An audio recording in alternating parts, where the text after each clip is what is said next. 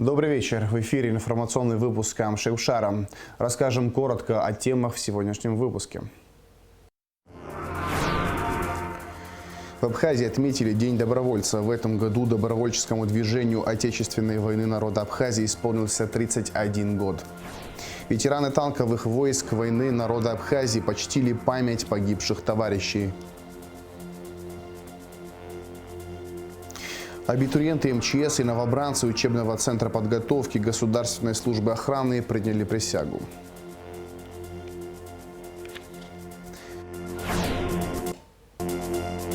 Выставки «Шахматы» и аниматоры. Пицунда отметила День города. В Абхазии отметили День добровольца. В этом году добровольческому движению Отечественной войны народа Абхазии исполнился 31 год. Торжественные мероприятия, посвященные этой дате, прошли в городе Герои Гудауте, где располагался штаб Конфедерации горских народов Кавказа.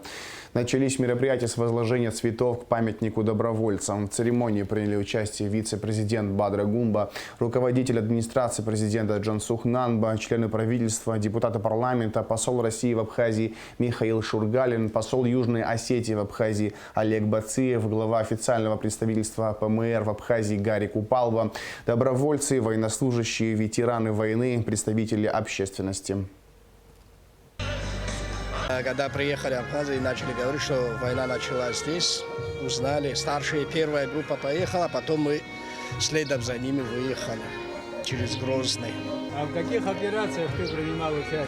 Практически кроме Гагры во всех остальных операциях. Очень много близких, в том числе старшего родного брата. Скоро 30 лет Победы. Пожелания ко Дню Победы. Что могу пожелать? Мирного неба над головой. И много радости, чтобы абхазский народ не забывал, что было 30 лет назад, и чтобы они укрепили вот это, то, что отвоевали. Большая трагедия для абхазского народа, также трагедия для нас, кабардинцев, адыг. Поэтому весь народ встал на защиту этой маленькой страны. Почему? Потому что мирный народ жил спокойно и напали на мирный народ, поэтому равнодушным никто не остался. Старшие поехали, как малыш сказал, и за ними пошел. Все пошли, молодежь пошел, все пошли. Если повториться, мы уже 30 лет прошло, а мы еще детей имеем, которым уже по 37, кому 38, по 40 лет детей имеем. Поэтому в обиду не дадим. Брат погибшего моего старшего брата, Душеков Зубир Аминович, он погиб здесь в 1992 году, 12 декабря. Мы его похоронили 15 декабря дома. Я желаю абхазскому народу, братскому нашему народу от всей души процветания, чтобы здесь всегда было у вас над головой мирное небо, и мы всегда друг друга уважали и любили, где бы мы ни были. В Доме культуры Гудауты прошел митинг, посвященный Дню добровольца. Открыл митинг военный комиссар Гудаутского района Замир Чкок. Он напомнил, что более 2000 добровольцев участвовали в боевых действиях. 51 из них удостоен высокого звания Герой Абхазии. 247 награждены орденом Леона. 623 медалью за отвагу. 259 добровольцев погибли, защищая Апсны. Председатель Союза добровольцев Южной Осетии Марис Санакоев зачитал поздравления с Днем добровольца от президента Алана Гаглоева. А председатель Союза чеченских добровольцев Вахид Керимов отметил, что 15 августа праздник, но вместе с тем и траурный день, так как добровольцы вспоминают своих погибших товарищей. Воспоминаниями о войне и помощи добровольцев из Северного Кавказа поделился кавалер ордена Леона Руслан Лихов. Сегодня у нас, я не знаю, как даже сказать, праздник это траур, но будем считать так и так, потому что в этот день настигла праздник очень коварным, темным злом. Но этот день стал началом победы абхазского народа, который наши и ваши разницы нет деды давно мечтали стать свободными, независимыми, чтобы в своей стране был свой порядок, свои законы, которые соответствуют к обычаям, к традициям. Это самое главное. У вас в данный момент есть флаг, герб, гимн, то есть все есть, а все остальные бытовые вопросы, потихоньку все это утрясется, все будет хорошо. Все будет хорошо, а иначе никак не может быть, потому что многие ребята сложили жизни, чтобы сегодня все это было. Мы одолели все, пресекли этот путь страшный, который настигла вот этот маленький народ, остановили вместе, все были, держались. Всем спасибо. Есть Кавказ. Наши предки тоже держались вместе всегда, и мы должны всегда держаться вместе. Сегодня, конечно, мы говорим, что было тяжело отвоевать, но всего лишь год, да, мы потеряли своих самых лучших, но мы обрели свободу абхазского народа. Президент Аслан Джаня сделал обращение по случаю Дня добровольца. Народ Абхазии будет вечно чтить память о подвиге добровольцев, отдавших свои жизни за Абхазию. Мы склоняем головы перед их подвигом. Именно добровольческое движение стало образцом настоящей братской помощи и поддержки и в трудную минуту укрепило дух нашего народа, вселило уверенность в победу. Героизм добровольцев, навеки украсивший славные страницы новейшей истории Абхазии, будет служить примером храбрости и бескорыстия для подрастающего поколения, говорится в обращении. Аслан Джаня выразил слова глубокой признательности и благодарности родителям добровольцев, которые сумели воспитать своих детей истинными героями и борцами за справедливость. Дорогие добровольцы, наш народ бесконечно благодарен вам и дорожит связывающими нас крепкими узами братства и взаимовыручки. Еще раз позвольте пожелать вам и вашим семьям крепкого здоровья, благополучия, мирного неба над головой, отметил президент. К добровольцам, ветеранам Отечественной войны народа Абхазии обратился спикер Народного собрания Лаша Ашуба. Мы никогда не забудем вклад добровольцев в приближение нашей победы. Помним и чтим всех бойцов, принявших на себя беду, постигшую народ Абхазии 14 августа 1992 года. За их мужество, проявленное в сражениях с грузинскими захватчиками. Наша ответственность перед настоящим и будущим сделать все, чтобы память о подвигах добровольцев никогда не померкла, подчеркнул Лаша Ашуба. Ветеранов-добровольцев с праздником поздравила председатель Конституционного суда Людмила Ходжашвили. Благодаря бесстрашию и самоотверженности народов, отстоявших свободу и независимость Абхазии, сегодня наша страна является суверенным демократическим государством. Мы ценим и дорожим той помощью и поддержкой, которую нам оказали добровольцы в дни войны, говорится в поздравлении. 15 августа одновременно с Днем добровольца в Абхазии празднуется День танкиста. В честь этой даты ветераны танковых войск Отечественной войны народа Абхазии возложили цветы к памятнику первого танка, подбитого абхазской армией. Репортаж Радость Чава.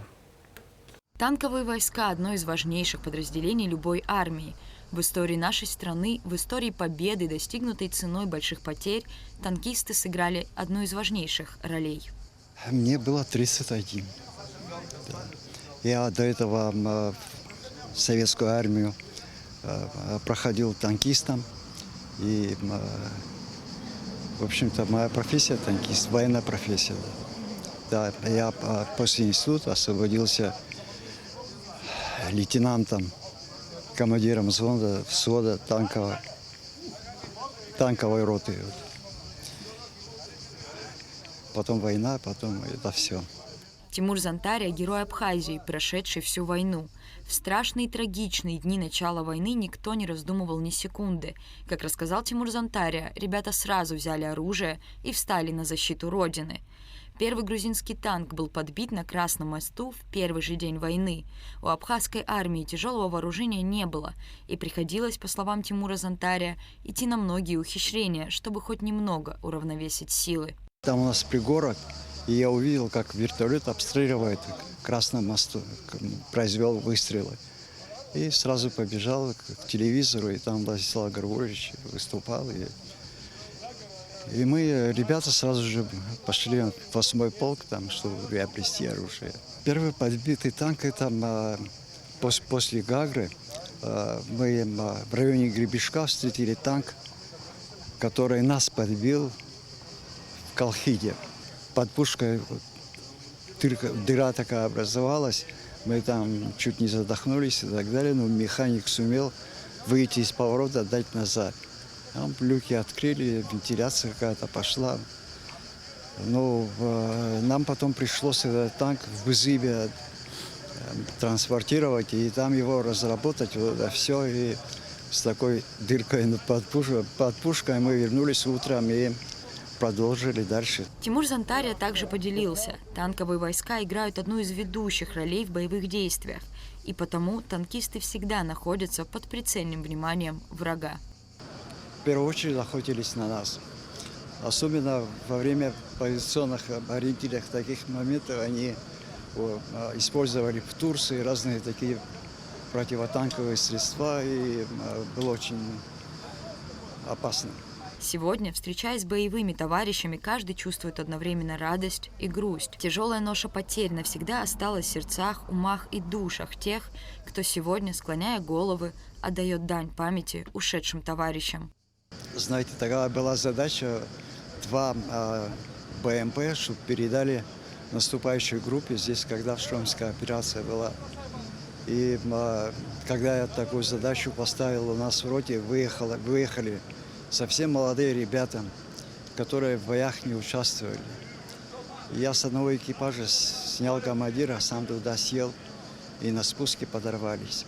При этом погиб парень, ему только 18, перед этим исполнилось, Ахра Лакарба Петрович. Ребята, которые на этом танке, что сейчас танк стоит, я лично их с ребятами обучал. Мы этот танк взяли после Гагры, и экипаж. В этом танке еще сперва был Тимур Бранзе. Это самый первый командир. Михаил Гогия прошел всю войну на Восточном фронте. Был заместителем командира по бронетанковой службе, а начался путь бойца под командованием Зазы Зантария, который попросил его ремонтировать подбитые танки. В те тяжелые мрачные дни наша армия могла рассчитывать только на этот способ приобретения столь важной на поле боя техники. Мы за всю войну отремонтировали 8 танков. И 3 БМП у нас было. И 2 БРДМ. А в начале у нас ни одного не было. Все это было трофейное. И вот в конце войны мы вот здесь на Кодоре встретились с этими танками с Западным фронтом. И вот вместе мы дошли до Ингурии. И запчастей тоже не было. Но приходилось вот с поля боя вытаскивать. С риском, конечно, это было все связано. Ребята нас охраняли, наши друзья. Вот. Мы с трудом, конечно, вытаскивали. Некоторые танки чинили, а другие пускали на запчасти. Как рассказал Михаил Гогия, каждый год, собираясь у памятника танкистам с боевыми товарищами, он чувствует и радость, и горечь, и, что особенно важно, благодарность. Когда вижу своих друзей, во-первых, я их уже не узнаю, мы все повзрослели, возраст меняет нас. А когда я их вижу, мы радуемся, что еще живы, конечно. Вот, тогда было сложно выжить. И спасибо тем ребятам, которые вот сейчас вот здесь мы у обелиска стоим. Благодаря их мы, наверное, и живы. Благодаря таких ребят, которые не жалели себя, рвались в бой за Родину, за нас, за наших детей. Первое время этой ужасающей войны абхазская армия отбивалась от танков, самолетов и вертолетов охотничьим оружием или автоматами Калашникова, которых было напересчет. Защищать родину пришлось простым ребятам без военной техники, подготовки или плана. Благодаря смелости и готовности идти на самопожертвование ради страны, родного дома и будущего поколения, абхазская армия становилась сильнее и опытнее. И во многом этот путь прокладывался гусеничной лентой трофейного танка. А потому Подвиг каждого танкиста неоценим. Рада Чачава, Заур Кварча, Абхазское телевидение. Президент Аслан Бжаня выразил соболезнования родным и близким погибших во время взрыва на заправке в Махачкале.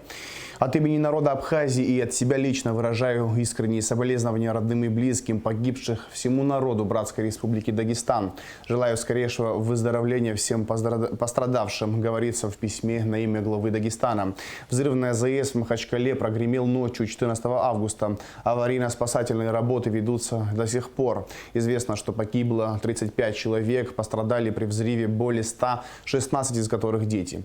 Посол Республики Абхазия в Российской Федерации Алхаз Квицинин направил постоянному представителю Республики Дагестан при президенте Российской Федерации Владиславу Толстюку соболезнования в связи с трагедией, произошедшей на заправочной станции в Махачкале. В столь трагический момент разделяем горе братского народа Дагестана. Это большая трагедия для народа республики, невосполнимая утрата для родных и близких погибших, отмечается в сообщении. 8 парней и 2 девушки, пройдя психологическое тестирование и сдав экзамены, поступили в Академию противопожарной службы и Академию гражданской защиты МЧС России. Торжественное принятие присяги состоялось в Сухуми на площади Свободы. Все детали в материале пресс-службы МЧС. В этом году в профильные вузы МЧС России, а именно Академию противопожарной службы и Академию гражданской защиты, поедут 10 человек. Среди них 2 девушки. Они успешно прошли психологическое тестирование, сдали вступительные экзамены по русскому языку, математике и физике. Здравствуйте, товарищи! Здравия желаю, товарищ генерал-майор! Затем абитуриентам предстояло пройти курс молодого бойца. Он состоял из каждодневных занятий по физической и строевой подготовке, изучению воинского устава и обязанностей офицера. И вот наступил день торжественного принятия присяги на верность Родине. Церемония состоялась в Сухуми на площади Свободы. И в этом, по словам руководства МЧС, есть глубокий смысл и традиции преемственности поколений. 30 лет назад ваши отцы и деды победили в войне, принесли своей стране свободу и независимость. Помните об этом всегда. Сегодня вы, новое поколение, берете на себя ответственность за судьбу Абхазии. И пусть былые победы вселяют в вас уверенность и крепость духа. После напутственных слов генерал-майора Тиграна Делибалтяна началась церемония принятия присяги.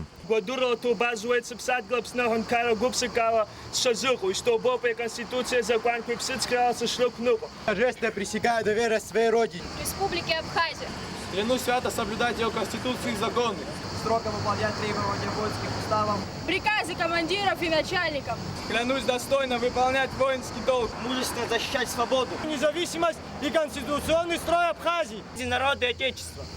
С принятием присяги будущих офицеров МЧС от имени родителей поздравила Асида Хутаба.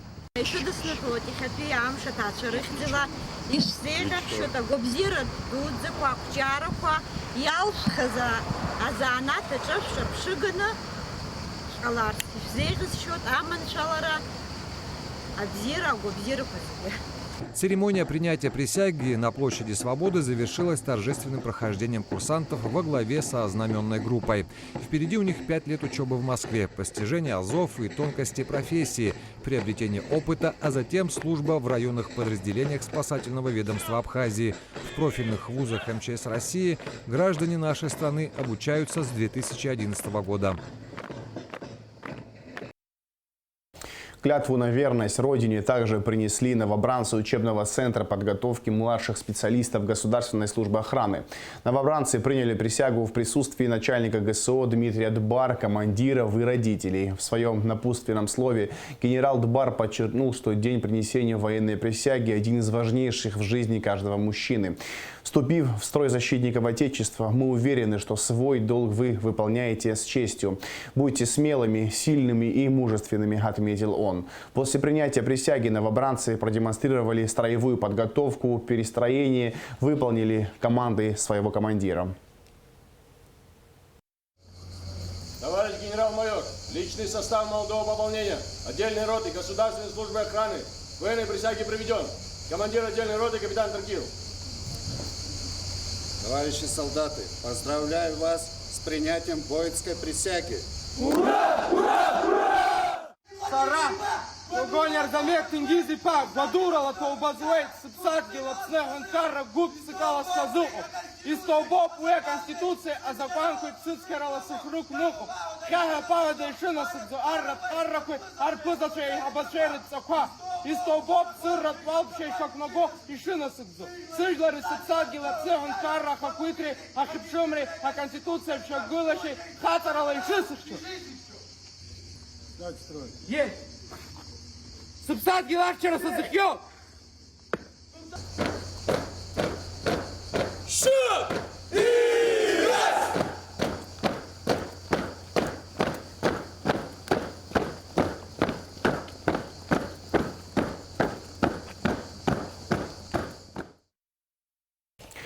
Прокуратура Гулрыбского района возбудила уголовное дело в отношении Асланзе Хаджарата Шотовича по факту убийства человека. Преступление имело место днем 13 августа в селе Бабышара. Согласно материалам дела, Асланзе, используя имевшийся при себе охотничий нож, на почве длительного семейного конфликта нанес Лаврику Пачулье 6 колото-резанных ранений в область туловища.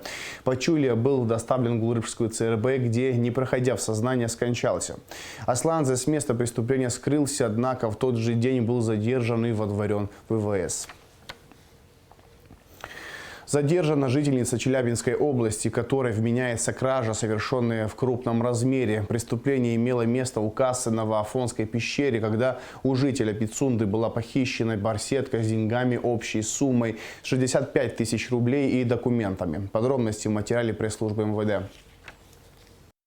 Жительнице Челябинской области вменяется кража, совершенная в крупном размере. Преступление имело место у кассы на Ваафонской пещеры, когда неустановленным на тот момент лицом у жителя Пицунды была похищена барсетка с деньгами в сумме 65 тысяч рублей и документами потерпевшего. Задержанная по подозрению в совершении хищения чужого имущества Бикмулина Альфия Асхатовна, 1969 года рождения, уже дала признательные показания в содеянном. В результате оперативно-розыскных мероприятий сотрудники Управления уголовного розыска МВД совместно с оперативным составом отдела внутренних дел по Гудаутскому району и отделения милиции города Новый Афон при обследовании жилища по месту временного проживания подозреваемой обнаружили и изъяли похищенное имущество.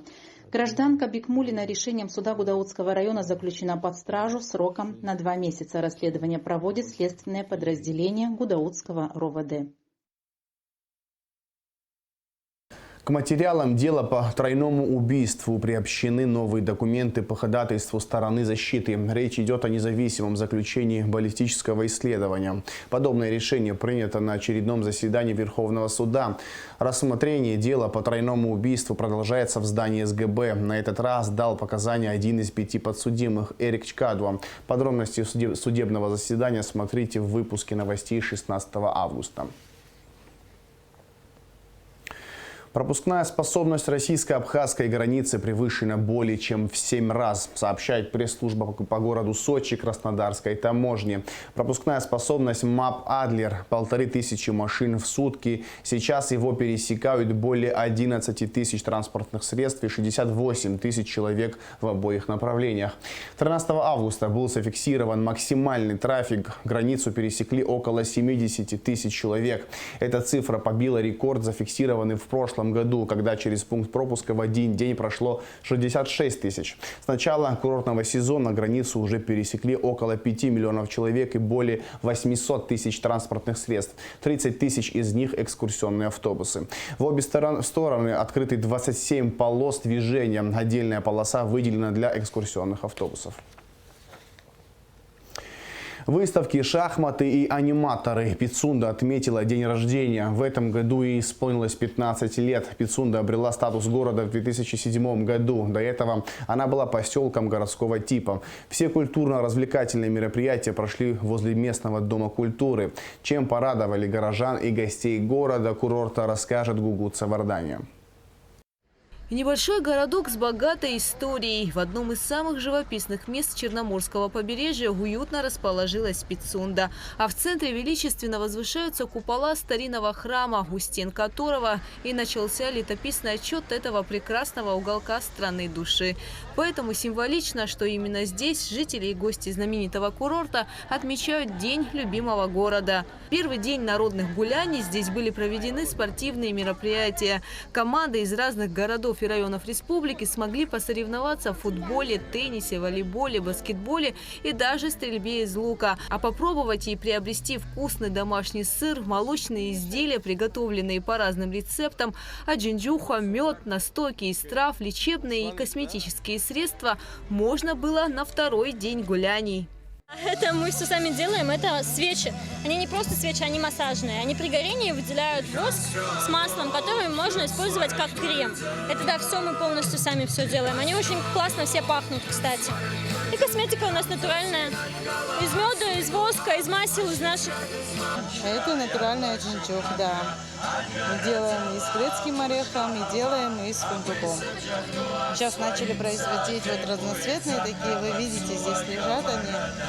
С них тоже есть спрос, больше спрашивают. Ну, отдыхающим больше нравится именно вот разноцветное, да. У нас хорошо, все вкусное, домашнее, есть разное мясо у нас. Говядина, свиноговяжий, индейки, конина, оленина, баранина, кролик, много чего есть. Это вы сами все делаете? Мы сами делаем на дому, но мясо заказываем. Оленину там, у нас нету этого, оленина, косуля, а так изготавливаем сами дома. А еще на ярмарке ко Дню города можно было приобрести украшения ручной работы. И вот такие необычные светильники из кедра, бамбука, акации и мушмалы. Делаю сам, дома, в собственной мастерской. А вот это, например, что за дерево? Это кедр, спил кедра. Это от мушмалы ветка. А вот это, например, тоже, да? Это доска сосновая.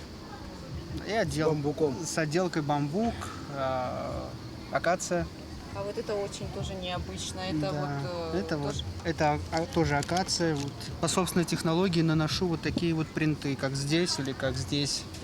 Отметить День города в Пицунде планировали в июле, но из-за стихии, обрушившейся на район, праздник был перенесен на месяц позже. Но от этого он не стал менее ярким и порадовал жителей и гостей Пицунды. Я хотела бы поблагодарить администрацию города и жителей города за организацию такого праздника и выразить свое восхищение тем, какой гостеприимный народ в Абхазии и, в частности, в Пицунде. Радушный и добрый. Сегодня День города, Пицунда. Что вы пожелаете городу? Я бы хотела пожелать городу процветания, благодарных туристов, счастья, здоровья и мира каждому жителю этого города. Мне тут очень нравится. Домой пока не хочешь? Нет, мы здесь будем 14 дней. Море уже купалась? Да, очень понравилось море. Плавать умеешь? Умею, только там иногда медузы, но я их не боюсь, они вот такие вот лепешки. На следующий год приедешь в Пицунду? Конечно, приеду.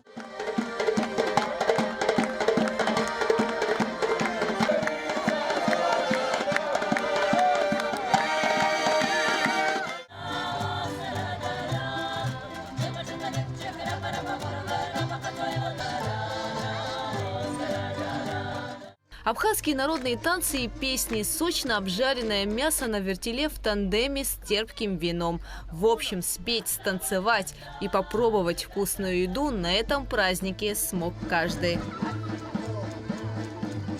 Праздник организован администрацией города, общественной организацией содействия развитию города Пицунда, инициативной пицунской молодежью и культурно-деловой площадкой ГУМа.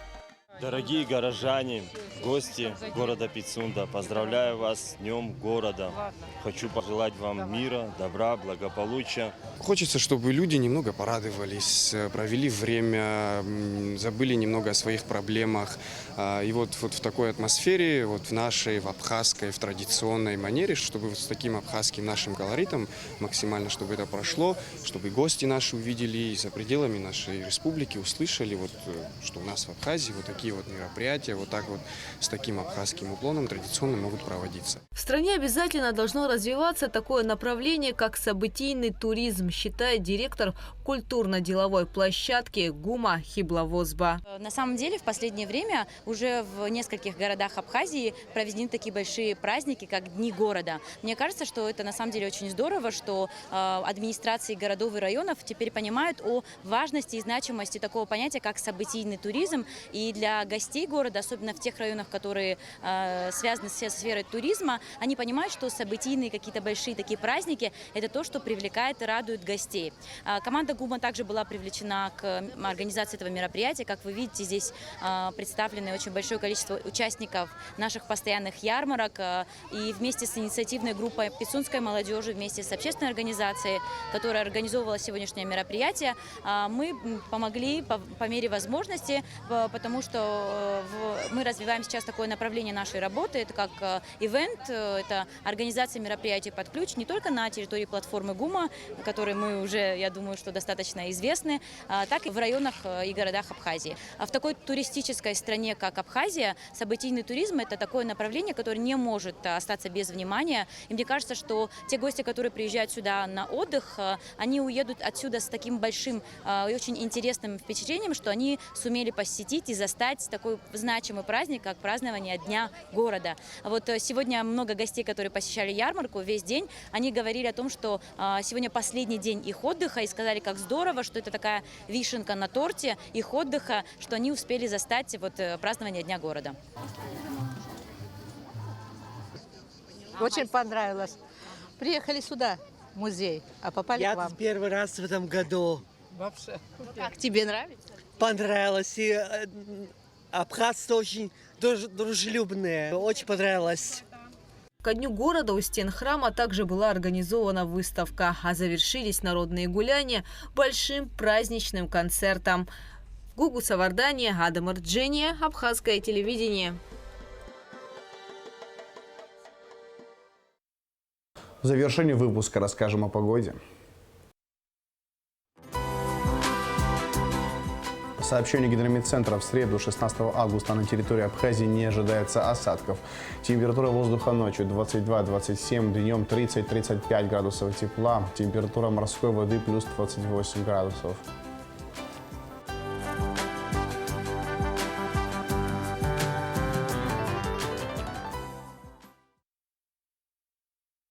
На этом информационный выпуск Амшикшара подошел к концу. Всего хорошего. До свидания.